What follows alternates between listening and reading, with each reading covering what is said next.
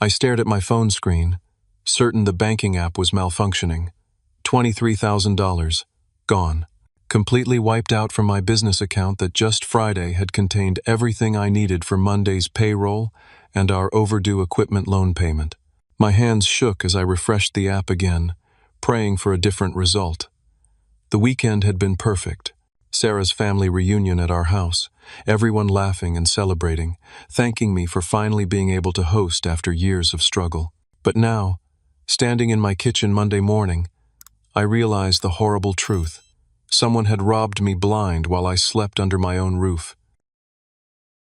3 days earlier, our house had buzzed with excitement as Sarah's family arrived for their annual reunion. After 5 grueling years of building my construction company, reliable foundations, from nothing, I finally had something to show for it. The new house, the stable income, the respect I'd earned in our small Texas community. I was proud to host this gathering for the first time. Sarah's parents drove in from Houston. Her brother Marcus and his wife Linda brought their 2 teenagers from Dallas, and her sister Janet came with her 3 kids from Austin. 22 people total, filling every corner of our 4-bedroom home with laughter and stories. I fired up the grill Saturday afternoon, watching Marcus toss a football with his son Brad, while Sarah and her sisters prepared sides in the kitchen. Everything seemed perfect. Marcus even complimented my business success, asking detailed questions about my construction contracts and how I managed cash flow. I felt foolish now, remembering how I'd proudly explained my system of keeping operating funds easily accessible for quick equipment purchases and emergency payroll needs. The weekend flew by in a blur of barbecue smoke, birthday cake for Sarah's niece Emma, and late-night card games. Sunday evening, as everyone packed their cars and exchanged hugs goodbye, I felt a deep satisfaction. I'd provided something special for my wife's family, proving I belonged among them after years of feeling like the outsider who couldn't quite measure up. But Monday morning shattered that illusion completely. I'd checked my business account routinely before heading to the bank to withdraw payroll for my 8 employees. Instead of the expected $23,000, the balance showed 0, not even 50 cents remaining. My stomach dropped as I frantically called First National Bank, certain their system had glitched. The customer service representative's voice remained professionally neutral as she confirmed multiple large cash withdrawals throughout the weekend. 3 separate transactions of $7,000 each, plus 1 final withdrawal of $2,000 Sunday evening, all made using my business debit card with the correct PIN. Impossible. My business card never left the safe in my home office, secured behind a combination lock only Sarah and I knew. I'd installed that safe specifically to protect important documents and the cash reserves that kept my company running smoothly. Racing to my office, I found the safe hanging open, empty except for scattered papers. My business debit card was gone. Someone had not only known the combination, but had taken the time to carefully photograph or copy every piece of financial information inside. When Sarah returned from dropping Emma at school, I confronted her with shaking hands and a voice tight with panic. Her face crumpled immediately, tears streaming down her cheeks as she collapsed into our kitchen chair. "Edward, I'm so sorry," she whispered. "My family, they knew about your success, about the money you keep accessible. They've been struggling so much with Dad's medical bills." Before I could process her words fully, Marcus's pickup truck pulled into our driveway. He strolled through our front door without knocking, his wife Linda behind him, both wearing expressions of casual indifference that made my blood boil. "Morning, Edward," Marcus said, settling into my living room like he owned the place. "Sarah mentioned you had some concerns about your bank account." I stood over him, fists clenched. "Where's my money, Marcus? Every damn penny of it." He leaned back in my chair and actually smiled. "We needed it more than you do. Simple as that." The casual cruelty in his voice hit me like a physical blow. This wasn't some desperate act of survival. This was calculated theft, planned and executed while enjoying my hospitality, sleeping in my guest rooms, eating food I'd provided. "You stole from me," I said, my voice barely controlled. $23,000. That's my employees' paychecks, our loan payment, everything. Marcus shrugged. "Look around, Edward. You've got this nice house, successful business, more money coming in every month. Dad's facing bankruptcy because of his cancer treatments. Mom's about to lose the house she's lived in for 30 years. We took what we needed to help family. I stared at him, incredulous. By stealing from family? By redistributing resources where they're needed most, Linda added, her voice sharp with self-righteousness. Don't be selfish, Edward. This is what families do for each other. The audacity of their words left me speechless. They'd violated my home, stolen my livelihood, and somehow convinced themselves they were the victims. My phone buzzed with a text from Jake, my 60-year-old foreman, asking when he could pick up his paycheck. Jake supported his disabled wife on his construction wages. Without his Monday check, they'd struggle to afford her medications. Marcus stood to leave, adjusting his jacket with infuriating calm. Don't make this complicated, Edward. Consider it a loan. We'll pay you back when things improve. As they walked toward the door, Sarah grabbed my arm. Please, Edward. They're family. Dad's cancer. Mom's situation. We can't destroy them over money. I watched Marcus's truck disappear down our street, carrying with it my employees' livelihoods, my business stability, and my faith in the people I'd called family. The perfect weekend had been nothing but an elaborate setup, and I'd been too blind with pride to see it coming. My hands trembled as I called Jake to explain that payroll would be delayed. His disappointed silence cut deeper than any angry words could have. 7 other employees depended on me, and I'd failed them because I'd trusted the wrong people. But Marcus wasn't finished with his revelations. He returned Tuesday morning with a smugness that made my skin crawl, carrying a manila folder like he was conducting legitimate business. Edward, we need to clear up this misunderstanding, he said, settling again into my living room with Linda beside him. Sarah, come here.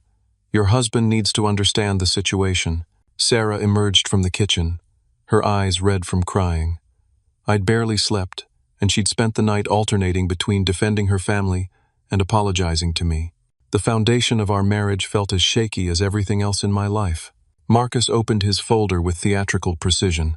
Sarah provided us with your safe combination 3 months ago. She was worried about you keeping so much cash around the house, wanted family to know how to access important documents in case of emergency. I turned to stare at my wife, the betrayal hitting fresh and raw. You gave them my combination?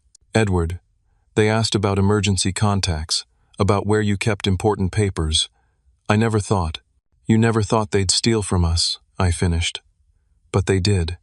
And you helped them do it. Marcus interrupted with a chuckle. Now, that's where you're wrong, brother. This wasn't theft. This was a loan between family members. He produced a sheet of paper bearing my forged signature.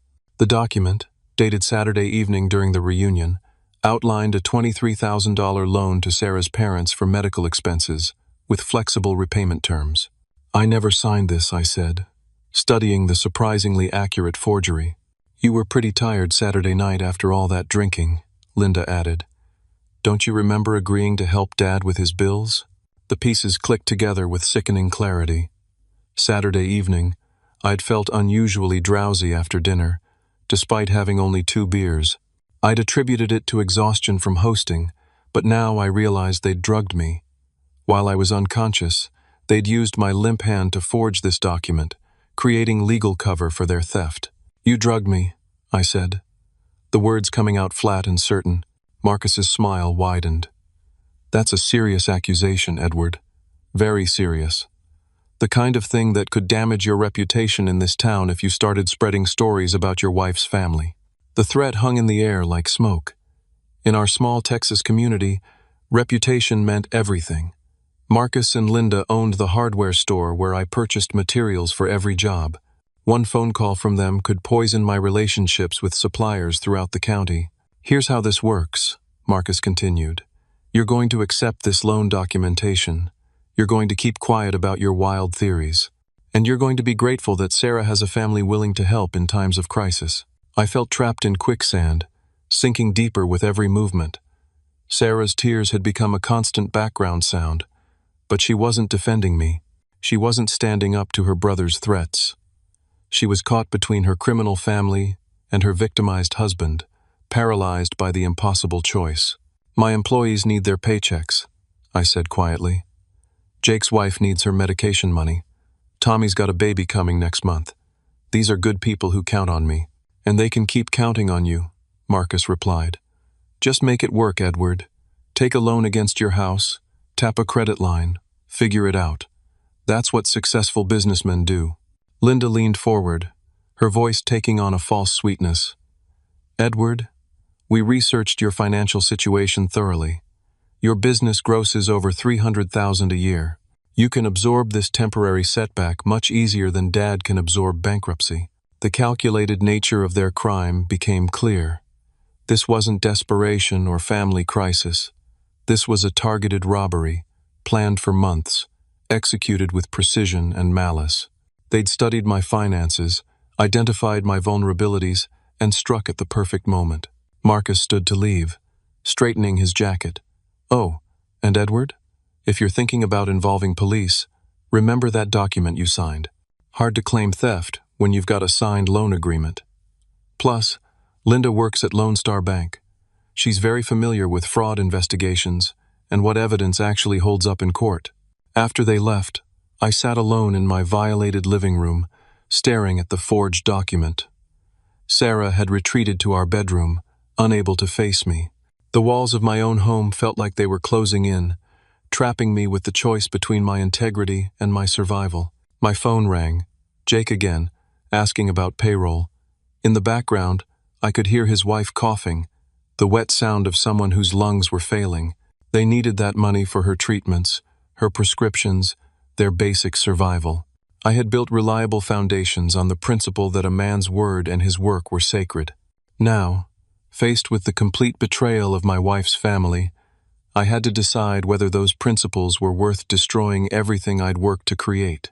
But as I stared at Marcus's forged document, something cold and calculating began to form in my mind. They thought they'd trapped me.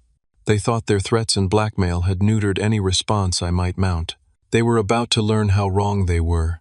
That evening, I called my old friend Tony Rodriguez, a former Dallas police detective who'd started his own private investigation firm. Tony and I had served together in the Army Reserve, and I trusted him completely. Edward, what you're describing sounds like organized family fraud, Tony said after I explained the situation. This level of planning, the forged documents, the blackmail threats, it's not their first time. What do you mean? Give me 48 hours. I'm going to dig into your brother-in-law's background. If he's done this before, there'll be traces.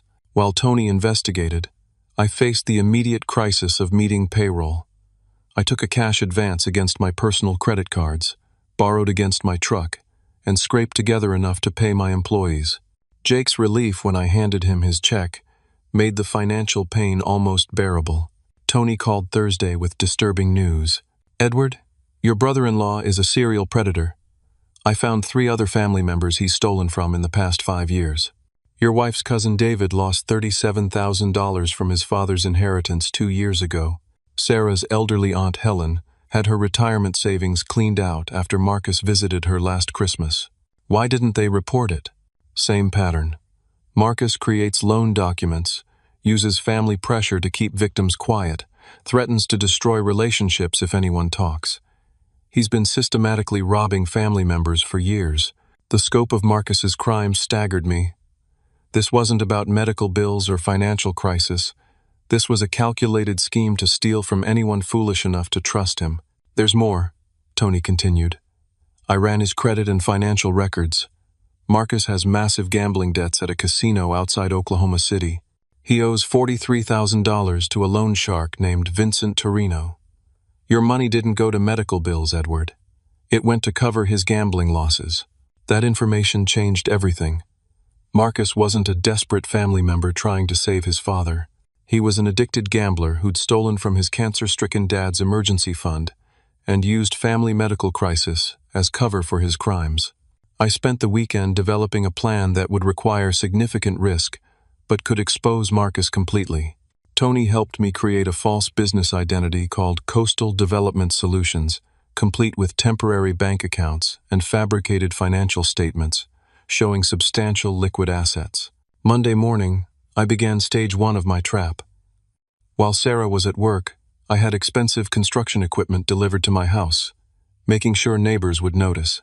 I arranged for several large, fake business calls, speaking loudly about million-dollar municipal contracts and discussing my need for investment advice. Sarah noticed the changes immediately.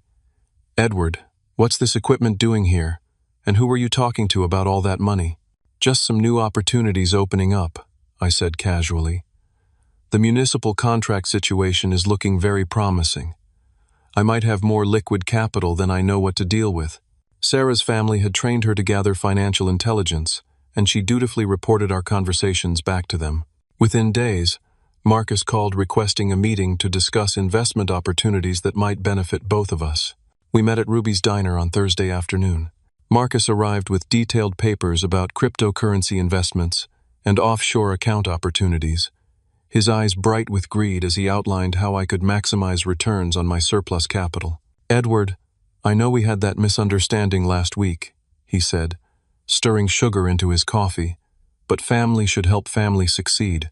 I've got connections that could turn your extra 100,000 into serious wealth." I let him talk, secretly recording every word on my phone. Marcus laid out increasingly elaborate investment schemes, each one designed to give him access to more of my fictional money. He was so focused on his next score that he didn't notice my questions were leading him to admit details about his gambling debts and previous thefts from family members. "The thing is, Marcus," I said, leaning across the diner table, "I'm a careful man. Before I invest with anyone, I like to know everything about their financial situation. I've heard rumors about some gambling problems." His face darkened. "Who told you that?" "Small town, Marcus. People talk. I heard you owe some dangerous people significant money." Marcus glanced around the nearly empty diner, then leaned forward. "Look, Edward, I had some bad luck in Oklahoma City, but that's why I need this investment partnership. Vincent Torino doesn't accept excuses. He wants his money by next Friday, or things get very unpleasant for my family." "How much do you owe him?" $43,000. "But with your investment, I can turn that into enough to pay Vincent and still come out ahead." I nodded sympathetically, knowing I had him exactly where I wanted him. "Marcus, I think we can work something out, but I need to verify some details first. Give me until tomorrow evening, and we'll finalize everything at my house." As Marcus left the diner, practically rubbing his hands together with anticipation, I called Tony with our next steps. Phase 2 of my plan was about to begin, and Marcus had no idea he was walking into a trap 5 months in the making. But first, I had a phone call to make to Vincent Torino. It was time to let Marcus's creditor know exactly where his debtor had been spending his evenings. I placed the call to Vincent Torino from a payphone outside the county courthouse, using information Tony had provided. Vincent's voice carried the flat menace of a man accustomed to collecting debts through intimidation. "Vincent, you don't know me, but I have information about Marcus Thompson. He owes you money, correct?" A long pause. "Who is this?" "Someone who knows where Marcus has been getting his money. He robbed his family this past weekend, took $23,000 from his brother-in-law's business account.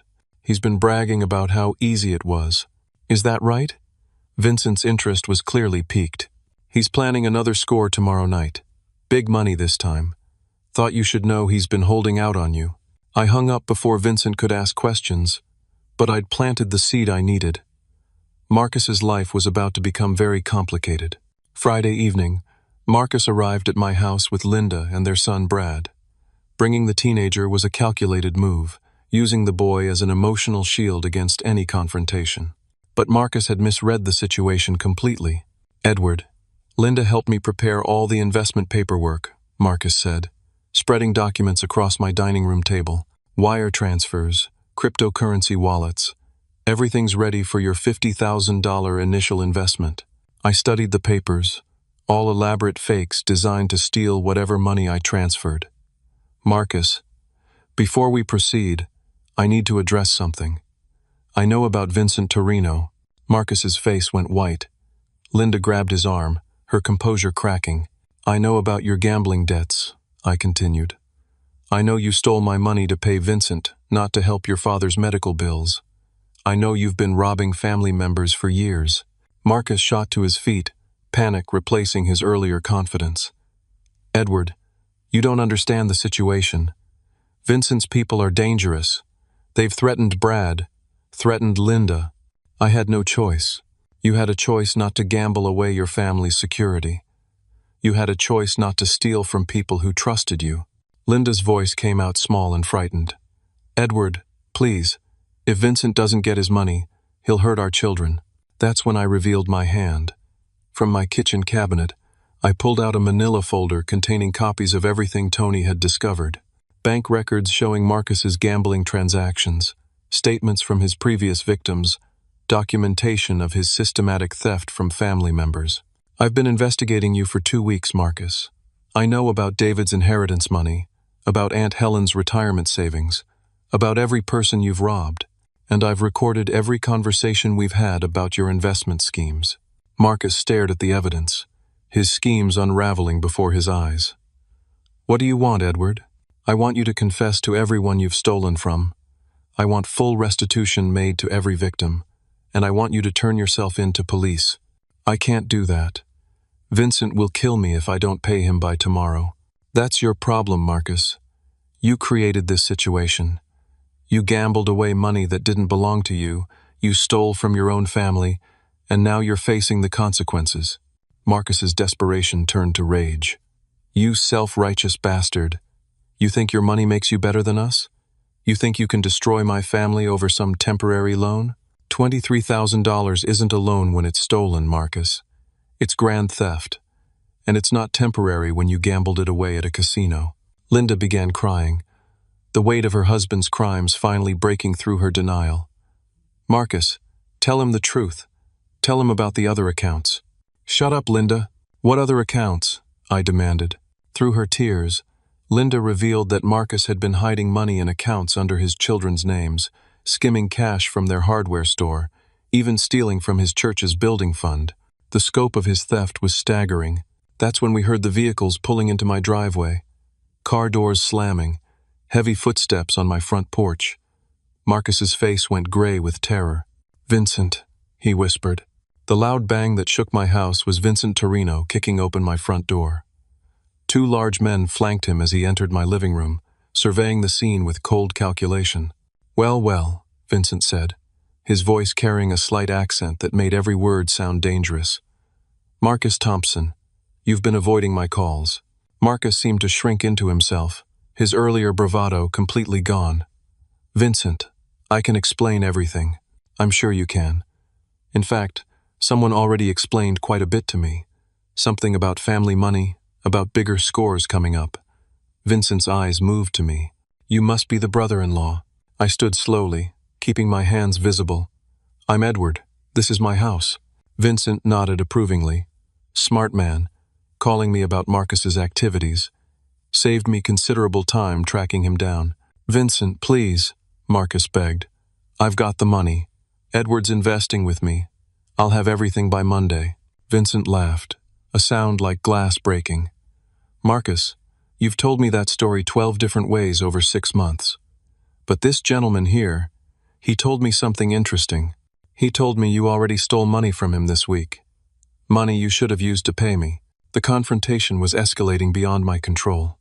Vincent's men positioned themselves between Marcus's family and the door, making it clear nobody was leaving until Vincent got satisfaction. Here's what's going to happen, Vincent continued. Marcus owes me $43,000, plus interest and penalties. We're now at $60,000. I'm a reasonable businessman, so I'm willing to accept alternative arrangements. What kind of arrangements? I asked, knowing I was walking into dangerous territory. Marcus has been lying about his assets. But you, Edward, you seem like an honest man. Maybe we can work out something that protects innocent people while ensuring I get paid. Vincent's proposal was about to change everything. But before he could continue, I heard more vehicles in my driveway. Through my front window, I saw government plates and knew the final phase of my plan was about to unfold. Marcus was about to learn that stealing from family had consequences far beyond Vincent Torino's threats. The front door opened again, but this time it was FBI agent Rachel Martinez entering with her badge clearly displayed. She'd been positioned in my kitchen for the past hour, recording everything through surveillance equipment I'd helped federal investigators install. Federal agents. Nobody move. Vincent's men immediately raised their hands, recognizing law enforcement authority. Vincent himself remained calm, his experience with legal troubles evident in his measured response. "Agent Martinez," I said, "I believe you've heard everything you need." Marcus stared at me in shock. "Edward, what's happening?" Agent Martinez stepped forward, her voice professional and clear. "Marcus Thompson, you're under arrest for wire fraud, money laundering, and operating a racketeering enterprise. You have the right to remain silent." "Federal agents?" Linda whispered. "Edward, how long have they been here?" 3 weeks, I replied. "Since I contacted the FBI about Marcus's interstate fraud activities. Turns out, stealing from family members across state lines makes it a federal crime." Agent Martinez continued reading Miranda rights, while her backup team secured Vincent and his associates. "Mr. Torino, you're also under arrest in connection with an ongoing investigation into illegal gambling operations." Vincent actually smiled as the handcuffs went on. "Can't say I'm surprised. Been expecting this visit for months." Marcus's legs gave out, and he sank into my dining room chair. "Edward, please. I've got kids. I've got a family. So do your victims," I replied. "David had a daughter who needed medical treatment. Aunt Helen had grandchildren she wanted to help through college. You stole their futures, Marcus." Agent Martinez explained that my cooperation with federal authorities had been ongoing since I'd first discovered the pattern of Marcus's thefts. The interstate nature of his crimes, combined with the gambling money laundering, had triggered federal jurisdiction. "The good news," Agent Martinez continued, "is that asset forfeiture laws will ensure full restitution for all victims. Marcus's hidden accounts, the hardware store assets, everything will be seized to compensate the people he stole from." Linda finally found her voice. "Agent Martinez, my children don't know anything about this. Can they be protected?" "Mrs. Thompson, your cooperation in revealing your husband's hidden assets will be taken into consideration. Your children's welfare is a priority." Through my front window, I watched Sarah's car pull into the driveway. She entered to find federal agents, handcuffs, and her brother sitting in custody. Her face cycled through confusion, shock, and finally understanding. "Edward, you did this," she said quietly. "I did what was necessary to protect innocent people and ensure justice was served." Agent Martinez addressed Sarah directly. "Mrs. Thompson, you provided your brother with access to your husband's financial information. We need to determine your level of involvement in his criminal activities." Sarah looked at me with tears in her eyes. "Edward, I never meant for any of this to happen. I thought they just needed help." "Sarah, you have a choice," I said. "You can testify honestly about what you knew and when you knew it, or you can face charges as an accomplice. But I won't lie to protect criminals anymore, even if they're your family." Marcus's son, Brad, stepped forward, his young face showing courage beyond his years. "Agent Martinez, my dad has been doing bad things for a long time. I want to tell you everything I've seen." The boy's willingness to tell the truth about his father's behavior was heartbreaking and inspiring. Linda made her decision in that moment, choosing to protect her children by cooperating fully with investigators. Over the following hours, the full scope of Marcus's crimes emerged. He'd been stealing from family members, customers, his church, and various business partners for over a decade. The federal investigation revealed a pattern of fraud across 4 states, affecting dozens of victims. My $23,000 was just the latest in a long string of thefts that Marcus had disguised as family emergencies, investment opportunities, or temporary loans. He'd built an entire lifestyle on other people's money while presenting himself as a successful small business owner. Agent Martinez explained that federal prosecutors would seek significant prison time given the pattern of victims and the amounts involved. Marcus's gambling addiction would be considered during sentencing, but wouldn't excuse the systematic nature of his crimes. "Mr. Edward," Agent Martinez said as the arrests were completed, "your cooperation and evidence gathering were instrumental in this case. The recording equipment, the financial documentation, your willingness to wear a wire during meetings, all of it will ensure these victims see justice." As Marcus was led away in handcuffs, he looked back at me one final time. Edward, I'm sorry. I know you won't believe me, but I never wanted to hurt you. Marcus, you didn't just hurt me. You hurt everyone who trusted you. Your parents, your wife, your children, every person whose money you stole. The tragedy isn't that you got caught. The tragedy is that you chose this path in the first place. The house felt strangely quiet after the federal agents and their prisoners departed. Sarah and I stood in our living room, surrounded by the remnants of the investigation, facing the reality that our marriage had survived the worst betrayal either of us could imagine. Edward, Sarah said softly, I need to testify against Marcus, don't I? Only if you want our marriage to survive. I can forgive being manipulated by a master criminal, Sarah, but I can't forgive choosing to protect criminals over doing what's right. She nodded, understanding the crossroads we faced. Our marriage could survive Marcus's betrayal, but only if we rebuilt it on a foundation of complete honesty and shared commitment to justice over family loyalty. The hardest part was over. Now came the work of healing, rebuilding, and ensuring that Marcus's victims received the justice they deserved. 6 months later, Marcus's federal trial concluded with a conviction on all counts. The judge sentenced him to 8 years in federal prison, citing the systematic nature of his crimes and the devastating impact on his victims. The courtroom was packed with family members Marcus had victimized over the years. Cousin David testified about losing his father's inheritance money meant for his daughter's cancer treatments. Aunt Helen, now 82, explained how Marcus's theft had forced her to sell her home and move in with strangers. But the most powerful testimony came from Marcus's own son, Brad. Now 17, he spoke clearly about his father's pattern of manipulation, lies, and theft that had poisoned every family relationship. My father taught me that family loyalty was the most important thing, Brad said from the witness stand. But he used that loyalty as a weapon to hurt people who loved him. Real family loyalty means protecting each other from predators, even when that predator is your own father. Linda had divorced Marcus 6 months earlier and testified for the prosecution. Her cooperation had revealed hidden bank accounts containing over $70,000 in stolen money, ensuring full restitution for all victims plus damages.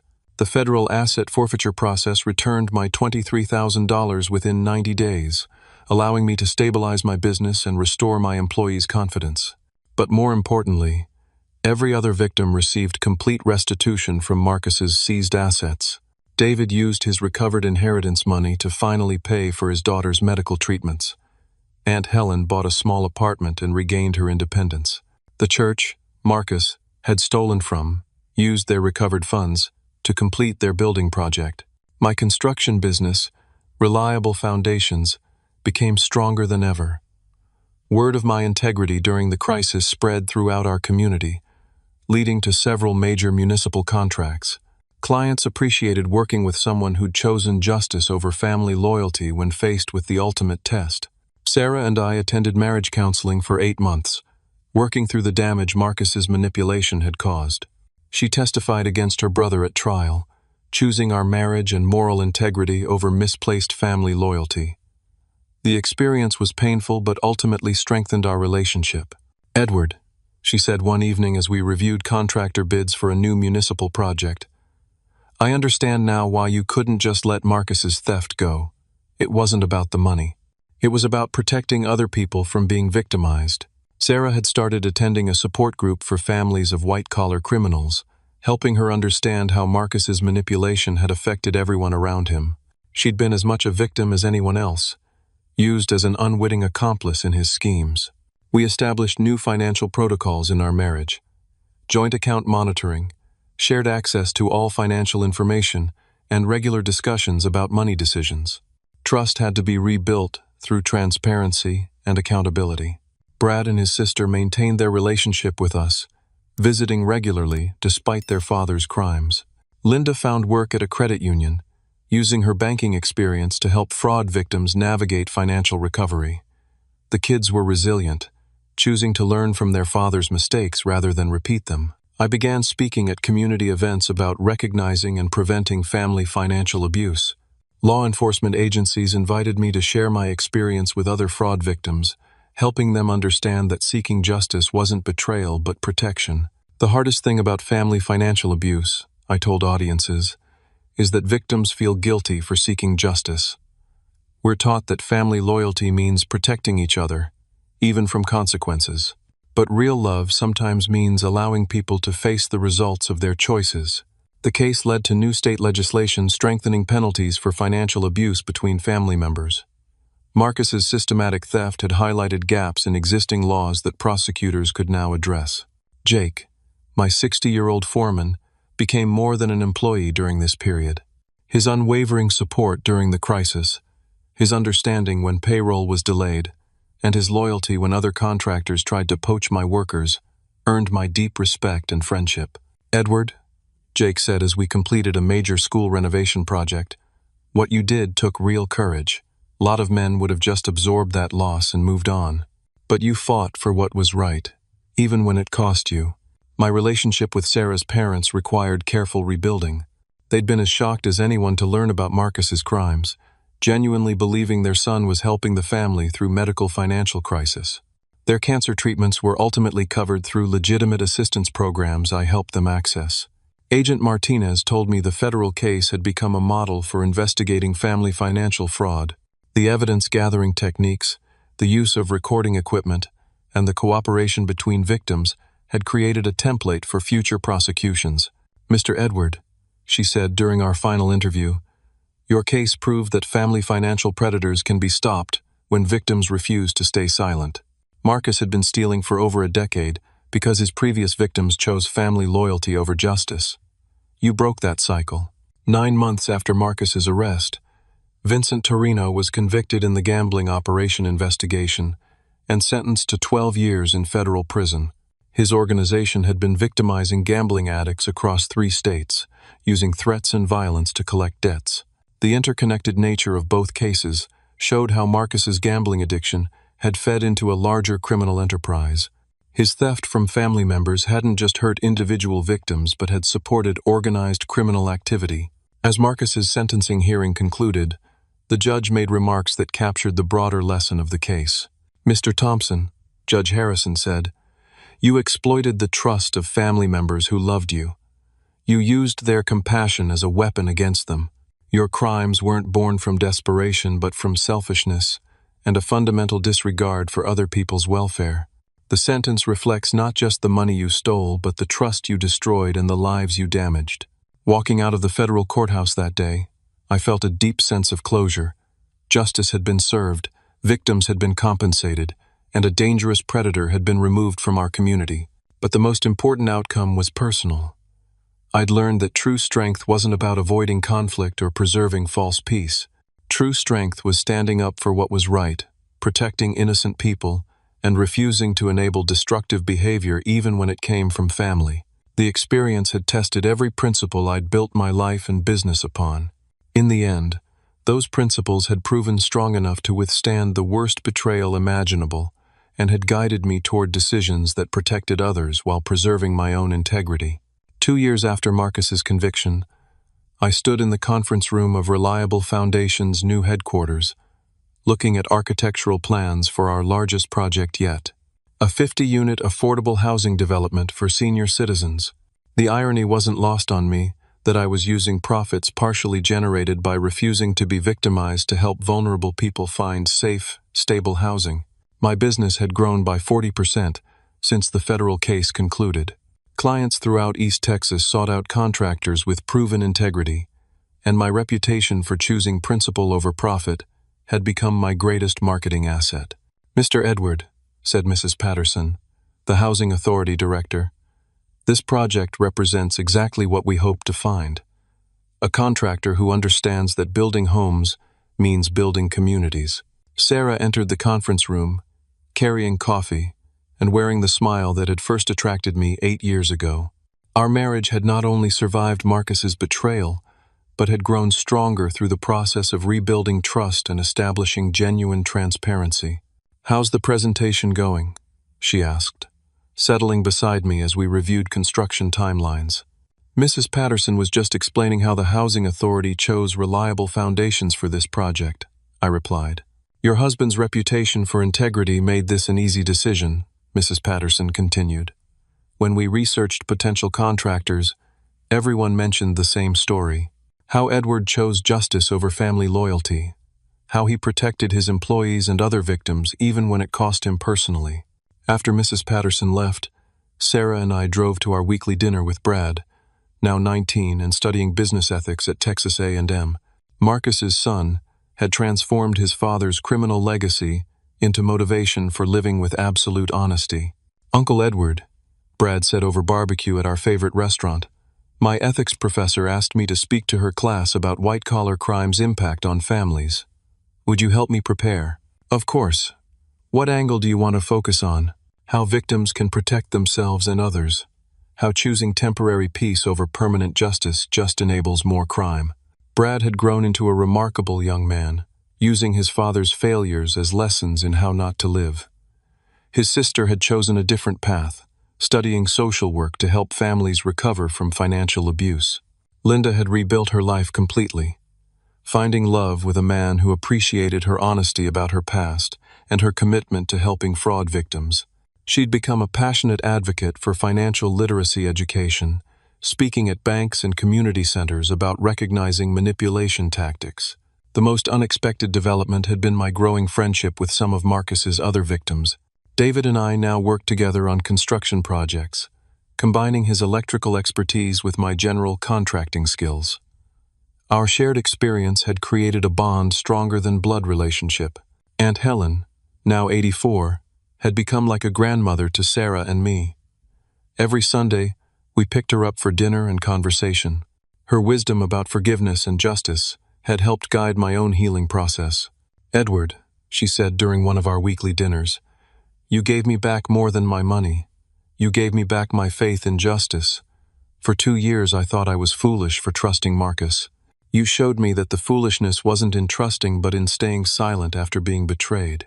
My weekly speaking engagements at community centers, churches, and law enforcement conferences had evolved into a passion project. I'd helped dozens of families recognize financial abuse and take appropriate action. Many had avoided losing their life savings because they'd heard my story and recognized similar patterns in their own situations. The Victim Assistance Fund I'd established had grown to over $200,000, funded by donations from grateful families who'd recovered stolen money after following my advice. The fund provided immediate assistance for basic needs while victims pursued legal remedies.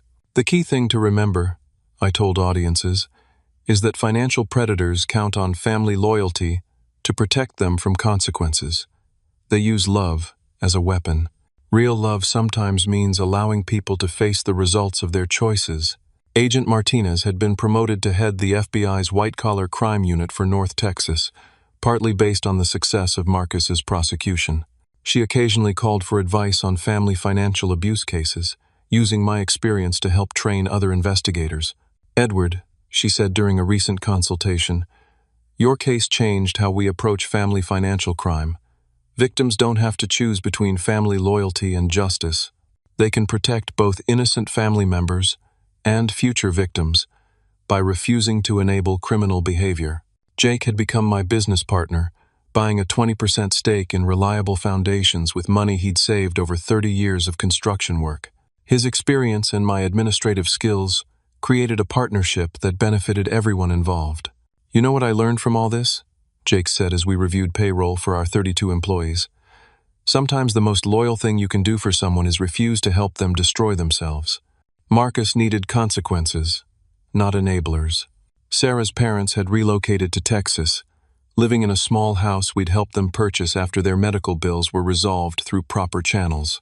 Her father's cancer was in remission, and both parents had learned to recognize manipulation tactics that had made them vulnerable to Marcus's schemes. "Edward," Sarah's mother said during a recent family dinner, "I owe you an apology. We raised Marcus to believe that family loyalty meant protecting each other from consequences. You taught us that real love sometimes requires tough choices." The most profound change had been in my understanding of what family actually meant. Blood relationships didn't automatically create family bonds. Trust, respect, shared values, and mutual support created family. Marcus had forfeited his place in our family through his choices, while people like Jake, Tony and Agent Martinez had earned places through their actions. 3 years after the federal trial, Marcus wrote me a letter from prison. He'd completed addiction counseling, earned his GED, and was working in the prison library. His letter expressed genuine remorse and acceptance of responsibility for his crimes. "I understand now that I used family loyalty as a weapon," he wrote. "I exploited people's love for me to steal their security and peace of mind. You were right to stop me, Edward. I needed consequences to learn that my actions had victims. I hope someday to earn forgiveness, but I understand if that's not possible." Sarah and I discussed whether to respond to Marcus's letter. After much consideration, we decided that forgiveness was possible, but restored relationship would require years of demonstrated change and genuine restitution beyond court-ordered payments. "Forgiveness doesn't mean pretending his crimes didn't happen," Sarah said. "It means choosing not to let his destructive choices continue poisoning our lives." Brad graduated summa cum laude with his business degree and joined Reliable Foundations as a project manager, specializing in affordable housing development. His father's crimes had motivated him to use business skills for community benefit rather than personal enrichment. "Uncle Edward," Brad said during his first week of work, "I want to spend my career building things that help people rather than tearing down what others have built. Dad showed me what not to do. You've shown me what's possible when someone chooses integrity over easy money." The affordable housing project was completed 6 months ahead of schedule and under budget. The 50 senior citizens who moved into their new homes included 2 of Marcus's victims, David's mother and a church member whose building fund contribution had been stolen. At the dedication ceremony, Mrs. Patterson presented Reliable Foundations with a Community Service Award, recognizing our commitment to ethical business practices and community development. "This project represents more than construction," she said. "It represents the principle that doing the right thing, even when it's difficult, creates benefits that extend far beyond immediate circumstances." As I stood before the crowd of senior citizens, city officials, and construction workers who'd helped complete the project, I reflected on the journey that had brought us to this moment. Marcus's theft had threatened to destroy my business, my marriage, and my faith in family loyalty. Instead, it had taught me that true strength came from protecting others, that real love sometimes required difficult choices, and that justice served with integrity created healing for entire communities. The final lesson came from watching Brad receive his first paycheck as a Reliable Foundations employee. Marcus's son had chosen to build rather than steal, to contribute rather than take, to earn rather than manipulate. His father's failures had become the foundation for his own success. "You know what I learned from all this?" I told the crowd at the housing dedication. "Family isn't just about blood relationships. Family is about the people who choose to build each other up rather than tear each other down. Family is about protecting each other from harm, even when that harm comes from within. And sometimes, the most loving thing you can do for someone is refuse to enable their destructive choices." The applause that followed wasn't for my words, but for the principle they represented. Justice served with integrity, love expressed through accountability, and strength demonstrated through protection of the innocent.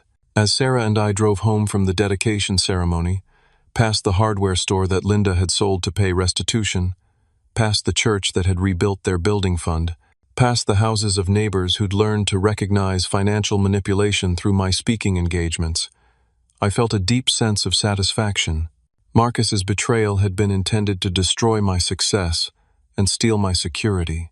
Instead, it had taught me the difference between temporary wealth and lasting integrity, between false loyalty and genuine love, between avoiding conflict and protecting justice. Most importantly, it had shown me that sometimes the worst thing that happens to you becomes the foundation for the best thing you can do for others. Marcus's crimes had created an opportunity to protect future victims, strengthen community bonds, and demonstrate that ordinary people could choose justice over convenience when faced with extraordinary betrayal. The construction business I'd named Reliable Foundations had become exactly that, a foundation for community development built on the principle that doing the right thing, even when it cost everything, created benefits that lasted far beyond immediate circumstances. Have you ever faced a situation where family loyalty conflicted with doing what was right? How did you navigate the choice between protecting someone you loved and protecting innocent people from their harmful actions? Share your thoughts in the comments below, and don't forget to like this video if it resonated with your own experiences. Subscribe for more stories about finding strength through adversity and building meaningful lives through principled choices. Share this story with someone who might need to hear that choosing justice over false loyalty is sometimes the most loving thing you can do. Thank you for listening, and remember that your integrity is your most valuable asset, worth protecting no matter what it costs.